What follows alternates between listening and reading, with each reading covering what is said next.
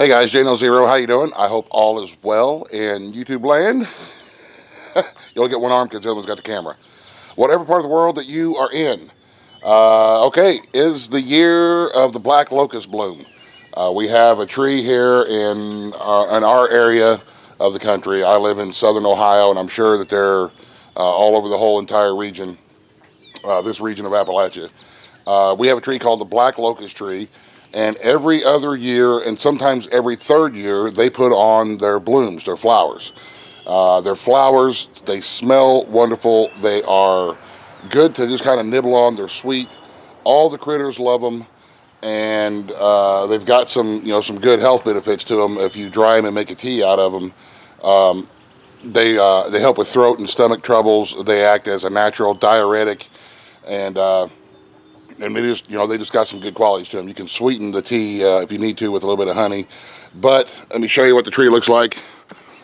Now, Uncle Bill, one of our elders out here on the creek, there's our couple of black locust trees that we have, and we've got them all over the hills here, and we're going to be going around looking at them. Just kind of give you a shot of the blooms. Let's see if I can zoom in on some here. Those little clusters of flowers are what we're after.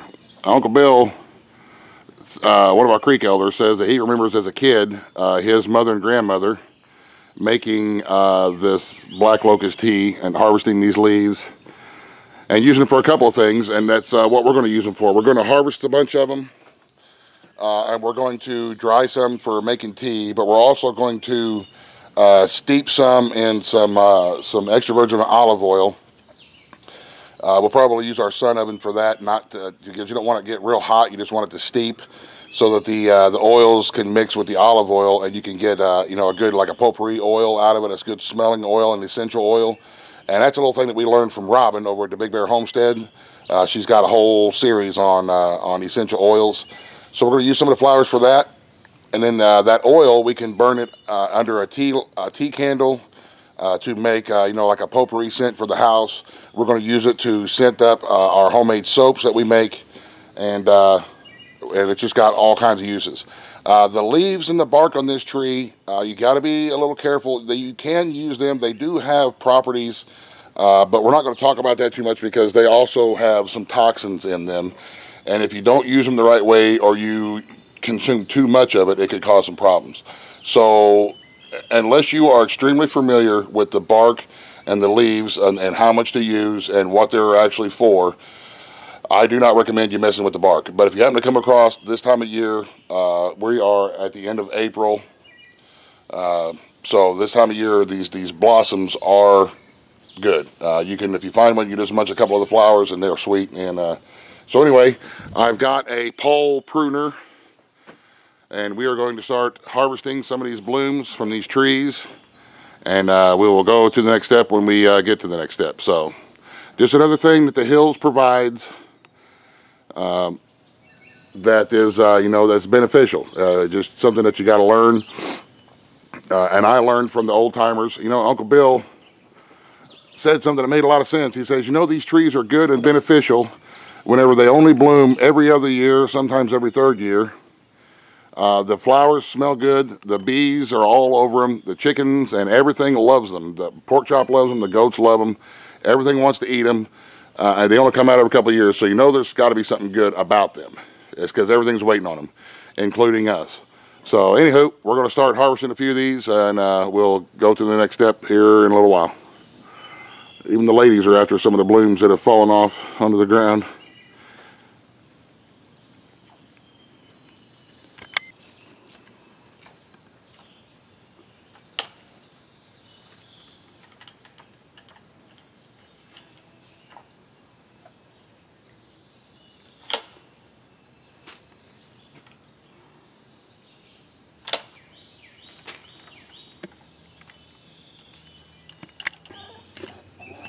There you go, sweetie.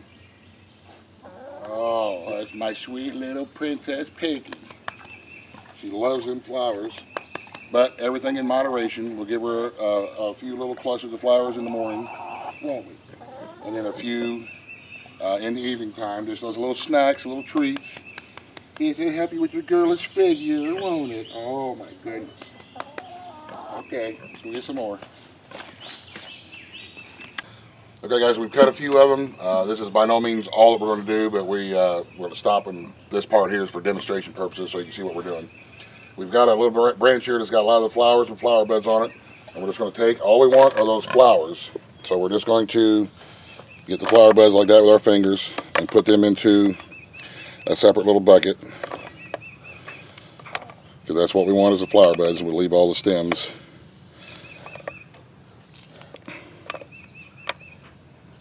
That leaf. Get off my hand, leaf. There we go.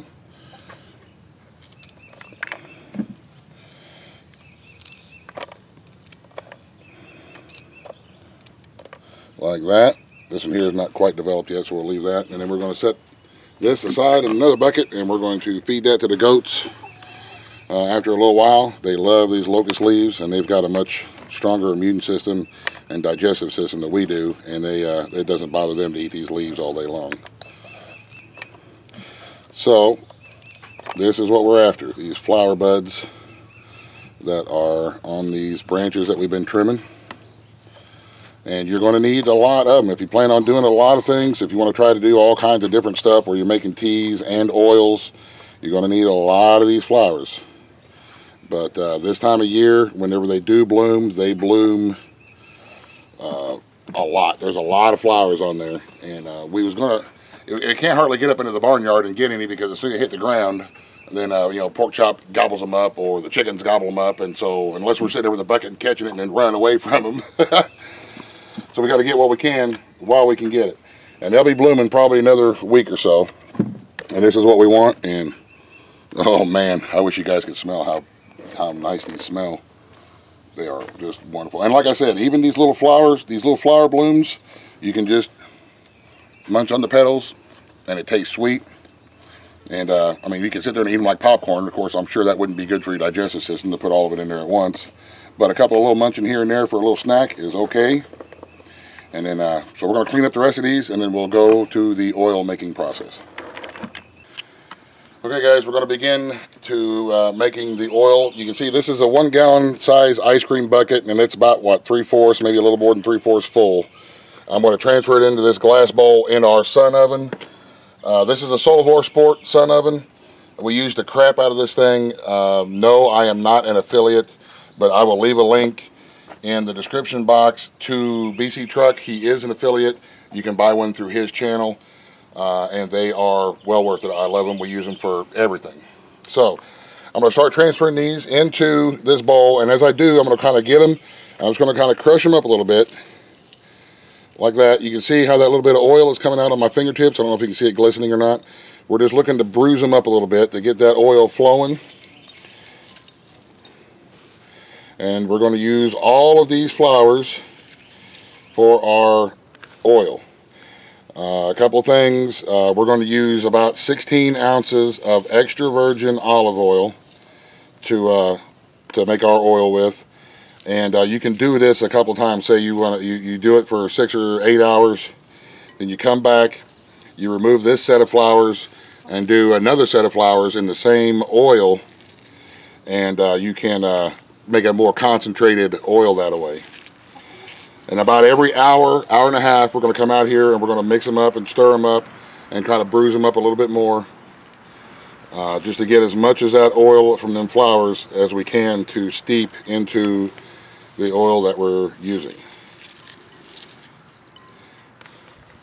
And keep in mind too, all right, I am not by no means any kind of an expert or an oilologist or any of that kind of crap, okay? I'm just a dude that lives in the hills that is in the process of learning and has learned about some of the things and some of the benefits that the stuff that we can forage for provides. And I have done that through doing some research and talking mostly with the old timers up and down the creek, you know, people who've lived out here for 100 years. Uncle Bill's 92, and they are just a wealth of knowledge as far as the things that you can do and the things that you can find just right here in the hills where we live.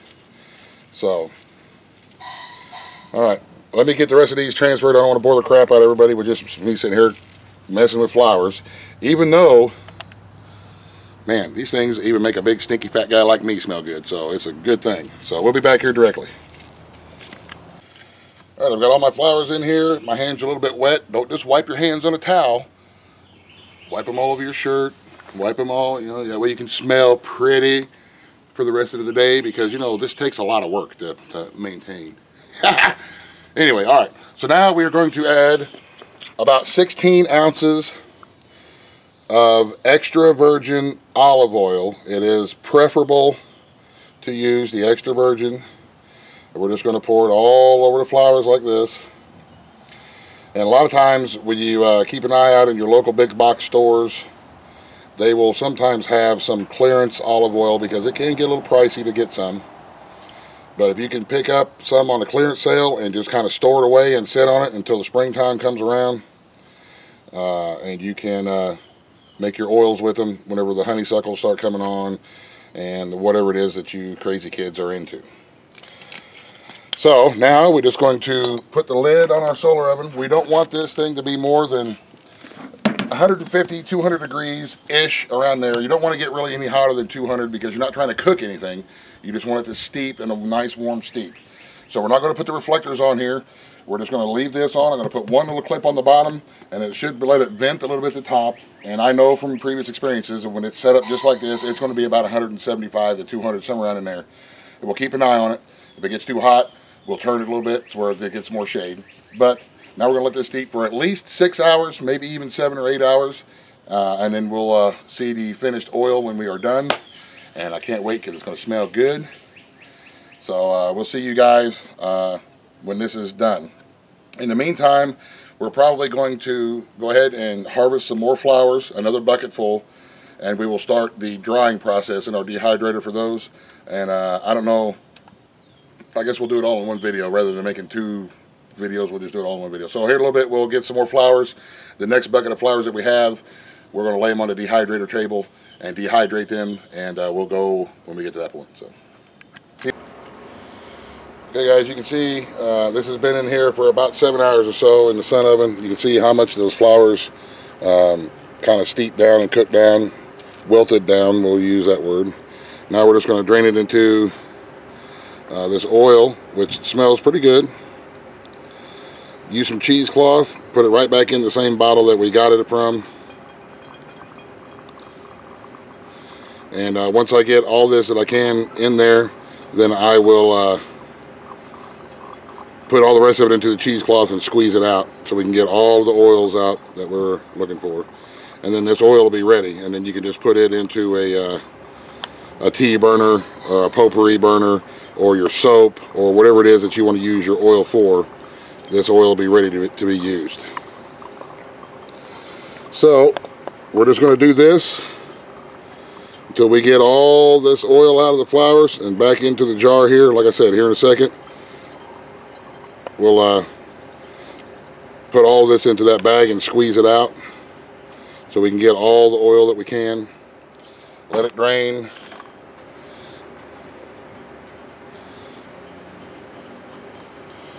And this is going to be, you know, it takes a little bit of patience, a little bit of work, but it'll be well worth it. So once we get the oil, we're just going to do just like this until we get the oil all back in the bottle. Then we'll end the video, or we'll start on the next little project, which is get some more and start dehydrating them. Okay guys, so you can see what we're doing here. We're just taking our flowers off and putting them right onto our dehydrator trays. And we'll get a nice batch on here, load up the dehydrator, and we're going to set this on the herb drying setting. That's about 95 degrees on our dehydrator. And you want to make sure that you put your dehydrator in the middle of your house, because it's going to smell wonderful. As they're drying, it's going to smell really good.